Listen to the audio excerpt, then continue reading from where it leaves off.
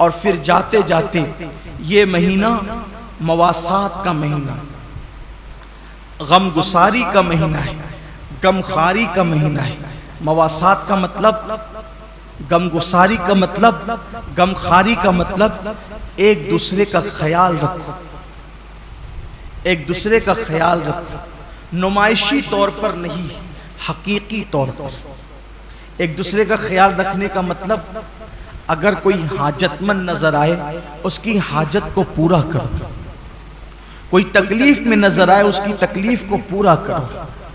बल्कि आप मुझे ये बताएं कि आखिर अल्लाह रब्बुल इज्जत तो बेनियाज है, जिनके घर की फ्रीजें भरी है, किचन भरे, उनको भूखा रहने का हुक्म क्यों दिया? कभी सोचा रोजे का फलसफा क्या है कि दिन भर तुम्हें भूखा प्यासा रहना है, सब कुछ है फिर भी भूखा प्यासा रहना?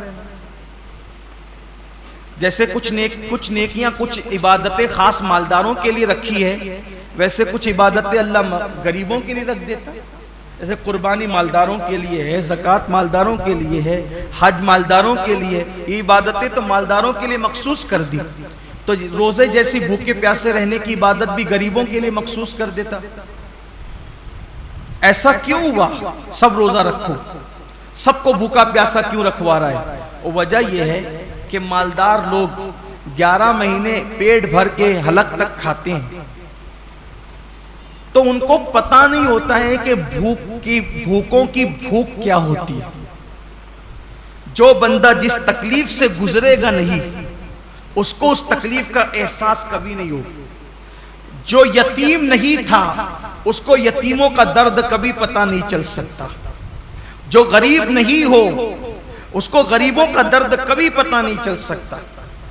जो पैदाइशी मालदार हो उनकी फिक्र में, और जो गरीबी से मालदार की तरफ आए हैं उनकी फिक्र में जमीन आसमान का फर्क है।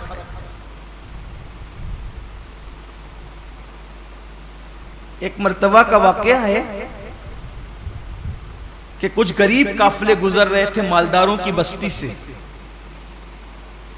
कुछ गरीबों के काफिले गुजर रहे थे मालदारों की बस्ती से, तो वो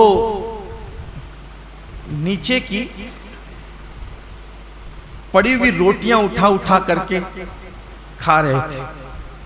तो मालदारों के बच्चों ने उनको देखा तो अपने बाप से पूछा कि ये लोग नीचे की रोटी पड़ी हुई क्यों उठा के खाते हैं? तो बाप ने जवाब दिया, बेटे इनको रोटी नहीं मिली इसलिए ये रोटी उठा के खाते। तो कहा अब्बा इनको रोटी नहीं मिले तो इन्हें चाहिए था कि दुकान से केक खरीद लेते। अब उस बच्चे को क्या पता कि जिन्हें रोटी नसीब नहीं वो केक कहां से खरीदेंगे, लेकिन उसकी सोच थी चूंकि वो मालदार घर में पैदा हुआ। तो जो गुर्बत, इसीलिए अल्लाह ने अपने महबूब सल्लल्लाहु अलैहि वसल्लम को यतीम पैदा फरमाया। इसीलिए अल्लाह ने अपने महबूब सल्लल्लाहु अलैहि वसल्लम की परवरिश गरीब घर में फरमाई। क्यों?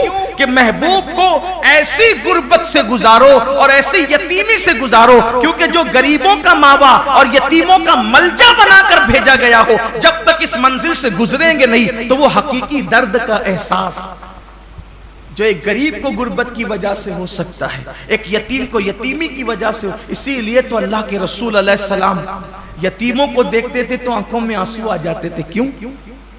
इसलिए कि हुजूर खुद यतीमी से गुजरे थे, वो दुर्रे यतीम थे।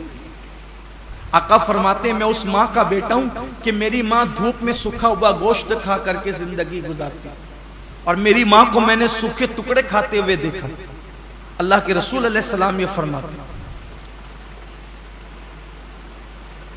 तो ये रोजे जो रखाए जाते हैं 1 महीने तक, उसकी बहुत सारी हिकमतों में से एक हिकमत ये भी है, 11 महीने तक पेट भरकर खाने वालों, जरा 1 महीने भूखे रहकर देखो कि दुनिया के अंदर जो कौम रोटी के टुकड़े को तरस रही है, आखिर भूख किस चीज का नाम है, ताकि उनकी भूख का तुम्हें एहसास हो।